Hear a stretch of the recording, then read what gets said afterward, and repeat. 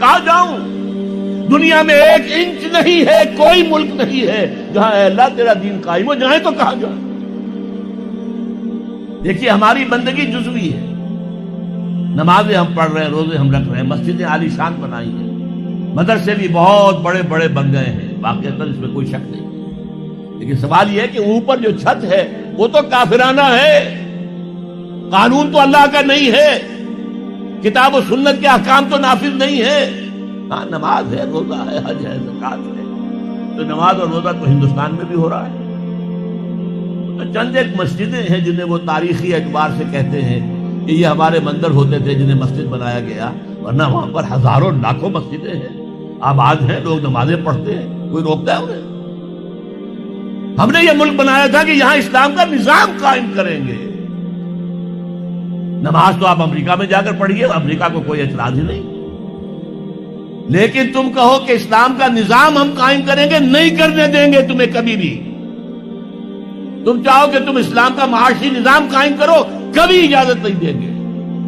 تم چاہو کہ اسلام کی معاشرتی اقدار کو تم قائم کرو، کبھی نہیں کرنے دیں گے۔ یہ ہے اس وقت جو ہمارے ساتھ پیش آ رہا ہے معاملہ، پورا مغرب اس پر اڑا ہوا ہے، اسلامی نظام کہیں نہیں آنے دے۔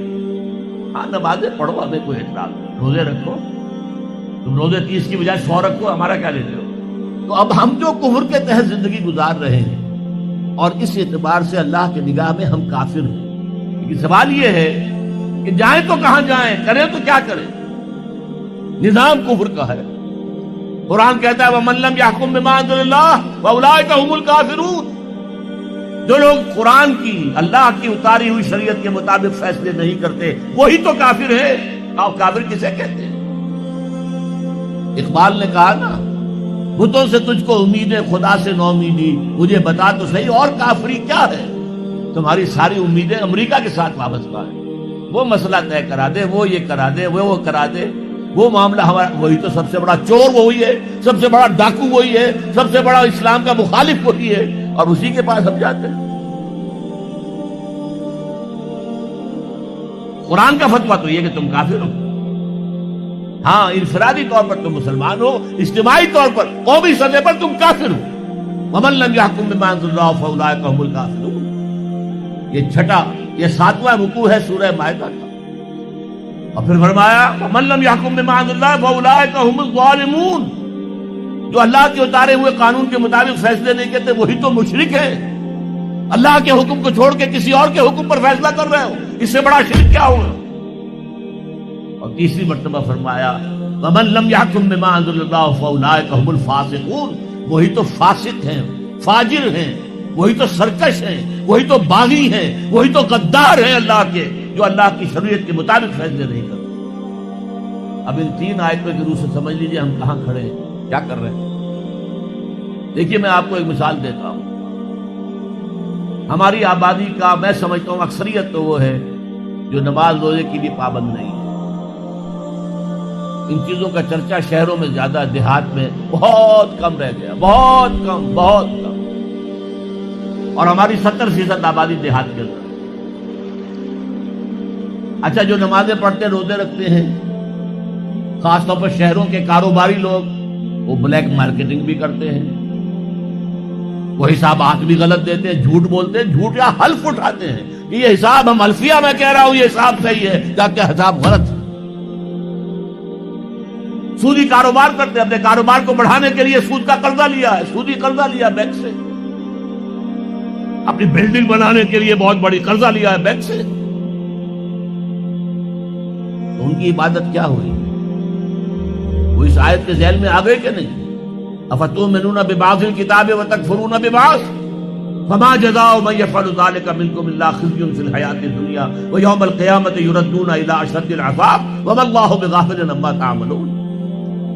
لیکن میں ان کو بھی چھوڑتا ہوں۔ فرض کیجئے ایک شخص ہے، نماز پڑھتا ہے پوری 5 وقتہ مسجد میں، رمضان کے روزے رکھتا ہے، اور بھی اللہ توفیق دیتا ہے، ایام 20 کے روزے رکھ لیتا ہے، یا ہفتے میں 2 روزے رکھتا ہے، سوموار کے اور جمعرات کے وغیرہ، زکوٰۃ دیتا ہے، کاروبار بھی سارے حلال کر رہا ہے، حرام نہیں کر رہا، سود میں بھی براہ راست ملوث نہیں ہے، نہ پیسہ سود پہ اوپر بینک میں رکھ کر سود کھایا، نہ سود پر قرضہ لے کر کوئی اپنا کاروبار بڑھایا، نہ کوئی اپنا کارخانہ لگایا، نہ کوئی اپنی بلڈنگ اونچی بنائی۔ پردہ بھی اس نے اپنے گھر میں بالکل شرعی نافذ کر دیا۔ وہ اس پورے اسلام پر کاربند ہے جس میں وہ کاربند ہو سکتا ہے اس وقت، لیکن وہ اس قوم کا فرد ہے جو قوم اللہ کے فتوے کے مطابق کافر قوم ہے،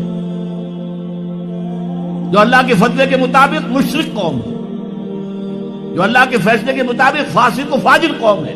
قوم کے فرد تو ہم اسی کے ہیں۔ چور کا ہاتھ تو نہیں کاٹا جا رہا، ڈاکوؤں کو وہ سزا تو نہیں جا رہی سورہ مائدہ میں جو آئی ہے، ان کے ہاتھ اور پاؤں مقابل سم سے کاٹ دیے جائیں، یا یہ کہ انہیں ملک سے باہر دفع کر دیا جائے، قتلوا تقتیلا، ان کے ٹکڑے کر دیے جائیں۔ ڈاکوؤں کو کوئی سزا ملتی ہے ایسے؟ لیکن اصل میں جو لوگ شور مچا رہے ہیں وہ ہیں جو کہتے ہیں کہ یہ اسلامی سزائیں وحشیانہ ہیں۔ بے نظیر بھٹو کا کہنا ہے یہ وحشیانہ سزائیں ہیں، اللہ کی دی ہوئی سزائیں وحشیانہ ہیں۔ معاذ اللہ ثم معاذ اللہ ثم معاذ اللہ کلمہ کفر ہے۔ اب اس کا کیا علاج ہے ہمارے پاس؟ کیا کریں؟ میری بات کو توجہ سے سنیے، اس نظام باطل کو ذہناً تسلیم مت کرو، اس نظام باطل کی خدمت مت کرو۔ Don't reconcile with it, don't serve it, don't support it. اس نظام کے تحت پھلنے پھولنے دولت مند بننے کی کوشش مت کرو، بلکہ اپنی زندگی کو سکیڑو، اپنی ضروریات کو کم کرو، اپنے آپ کو ذرا آزاد کرو، اپنا وقت، تاکہ اس وقت کو تم لگا دو اس نظام کے خلاف جد و جہد میں۔ ایک ایسی جد و جہد، ایک ایسی کوشش کہ اس نظام باطل کو جڑ سے اکھیڑ کر پھینکنا ہے اور اس کی جگہ نظام حق، دین حق نافذ کرنا ہے۔ یہ جد و جہد اگر کرو گے، تن من دھن لگاؤ گے، تو یہ کفارہ ہو جائے گا کہ تم کافرانہ ملک میں رہ رہے تھے، جس کا نظام کافرانہ تھا۔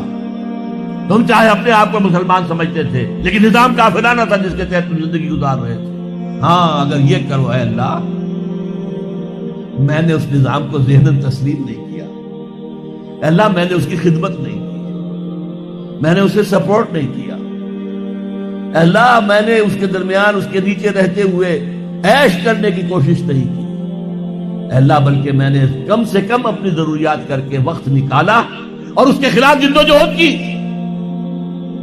اس نظام کو اکھاڑ کر پھینکنے کے لیے کوشش کی، اور تیرا نظام لانے کی جد و جہد کی۔ لا نہیں سکے تو اے اللہ ہم کیا کریں؟ ہمارے اختیار میں تو نہیں ہے، وہ آئے گا تو اسی وقت جب تیری مرضی ہوگی، تیرا منشا ہوگا، لیکن ہم نے اپنی زندگی لگا دی۔ اگر تو یہ ہے تو کفارہ ہو گیا۔